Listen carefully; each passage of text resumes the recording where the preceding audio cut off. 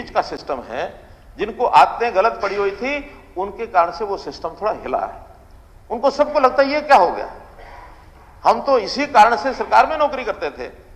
यहां तक सुनने को मिलता था, हम कहते थे एक नौजवान को कि भाई तुम काम नहीं है, चलो तुम्हें 15,000 रुपए की नौकरी कहीं प्राइवेट दिलवा देते हैं ना जी ना, डीसी रेट की नौकरी दिलवा दो, चाहे 10,000 रुपए मिलते हो। अब है तो वो भी नौकरी जो है अस्थायी नौकरी है, प्राइवेट में भी कोई सुरक्षा नहीं है। लेकिन 15,000 छोड़ के 10,000 की नौकरी सरकारी ऑफिस में मुझे मिल जाए, मैं सरकारी बाबू की तरह काम करूंगा, उसमें से क्या क्या लाभ उठाता है। रोज किससे आते हैं, सरकारी नौकरी को सुरक्षित नौकरी भी नहीं मिल रही डीसी रेट पर। लेकिन सिस्टम को रोकने के लिए, हमने पारदर्शिता लाने के लिए सिस्टम बदले हैं, वो सिस्टम इंजीनियरिंग के कामों में लागू कर रहे हैं, कर दिए हैं। विरोध हो रहा है, हमारे सरपंच बंधु इस बात का विरोध कर रहे हैं। काम तो करवाने हैं, पैसा हम दे रहे हैं, पैसा कम है ये बात किसी ने नहीं कही कि हमारे पास बजट कम आया है। वो तो ना जी ना, पहले पैसा हमको हमारे हाथ में ला के दो, हमारे अकाउंट में ला के दो, हम जैसा चाहे वैसा काम कराएंगे हम ये। और यहां तक लोगों ने कह दिया, बहुत लोगों ने, कि हम इतने इतने लाखों रुपया खर्च करके आए हैं, हमको पता होता तो ये लागू होना है तो हम पैसा क्यों खर्च करके आएंगे। अब इनडायरेक्टली तो ध्यान में आता है कि क्यों ये कह रहा है। फिर वो कहता है ये तो ठेका पता नहीं कौन ले जाएगा। मैंने कौन ले जाएगा, कौन ले जाएगा कि जी मेरा आदमी लेना चाहिए, हमारी कोई गारंटी नहीं है, एक कंपटीशन है। तो इसलिए ये जो व्यवस्था बदली है, इस व्यवस्था को बदलने के लिए हमने किसी की कोई लिहाज नहीं की है, और किसी प्रकार का कोई जो गतिरोध आएगा उसको भी हम बर्दाश्त करेंगे। गतिरोध से हम घबराएंगे नहीं, कोई गतिरोध आए, व्यवस्थाएं ठीक करनी है। इस बात का तो इल्म था कि गतिरोध होगा, इस बात का तो इल्म था कि गतिरोध होगा, कुछ तो मेरी भलाई का विरोध होगा, कुछ तो मेरी भलाई का विरोध होगा। पर इस डर से अगर कोई कर्म ना करूं तो किसी का कैसे भला होगा,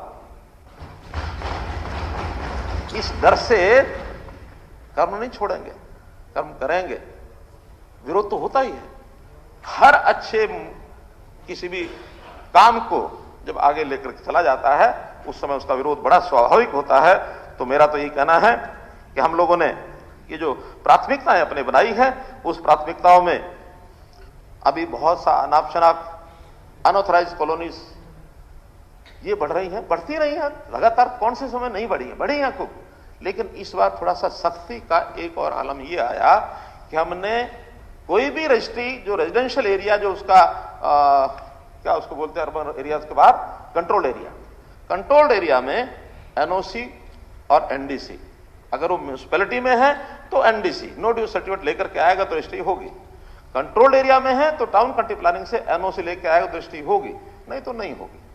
2 नंबर में कब बेचेंगे, हाँ इसके बाद जो नया बना रहे हैं उनको हम गिराएंगे भी सही, और साथ में जो गरीब आदमी है उसको मकान मिले, क्योंकि आखिर अनऑथराइज्ड कॉलोनी बनने का एक बड़ा कारण होता है गरीब आदमी होता है, उसको उतना पैसा नहीं होता जितने हमारे बिल्डर्स और जितने हमारे डेवलपर जो हैं वो उनके लिए रेट तय करते हैं।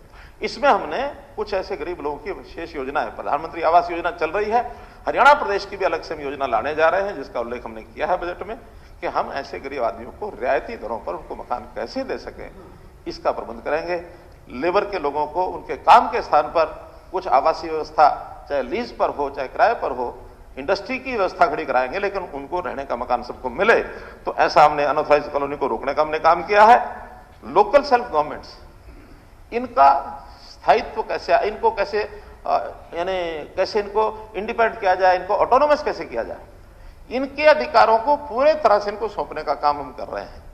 कभी नहीं हुआ, 1993-94 के अंदर ये संविधान का संशोधन हुआ था, पंचायती राज एक्ट का, लेकिन बहुत वर्षों तक दूसरे प्रदेश हमारे से आगे निकल गए। केरल हमारे से आगे निकल गया, कर्नाटक हमसे आगे निकल गया, महाराष्ट्र आगे निकला हुआ, हम बहुत पीछे थे।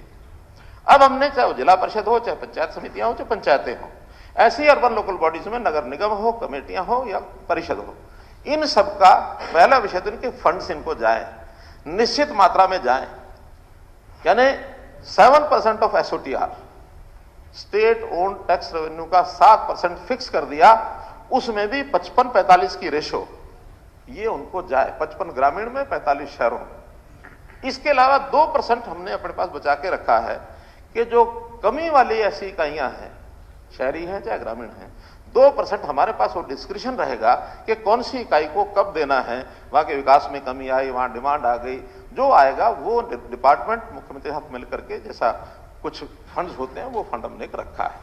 इसके अलावा 2% स्टाम्प ड्यूटी जो पहले केवल शहरों में होती थी, अब ग्रामीण क्षेत्र में बहुत महंगी जमीनें बिकने लग गई हैं, इंडस्ट्री बहुत पहुंच गई है, बहुत से नए नए प्रकल्प आ रहे हैं, तो उस जमीन का 2% का पैसा 1% पंचायतों को, आधा % जिला परिषद को, आधा % ब्लॉक पंचायत समितियों को, ये पैसा भी उनके पास जाएगा। 2% बिजली के बिलों का खपत का, वो बिल रिकवरी के ऊपर ये पैसा भी उनको मिलेगा।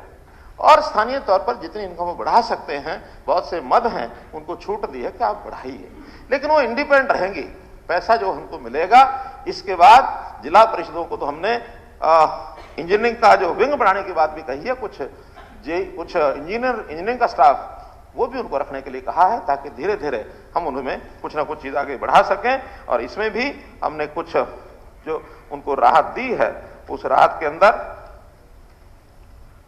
जो जिला परिषदों को हमने बताया है कि पंचायती राज में यानी स्कूलों की बिल्डिंग्स उनको मरम्मत का काम, शमशान घाट और कब्रिस्तान उनके लिए जो हमारी शिवधाम योजना है उसका काम, 5 क्रम के रास्ते जो मार्केटिंग बोर्ड के हैं उनकी मरम्मत का काम, उससे छोटे 4 क्रम के रास्ते उनको बनाने का काम, इसी प्रकार बस क्यू शेल्टर्स, ई लाइब्रेरीज,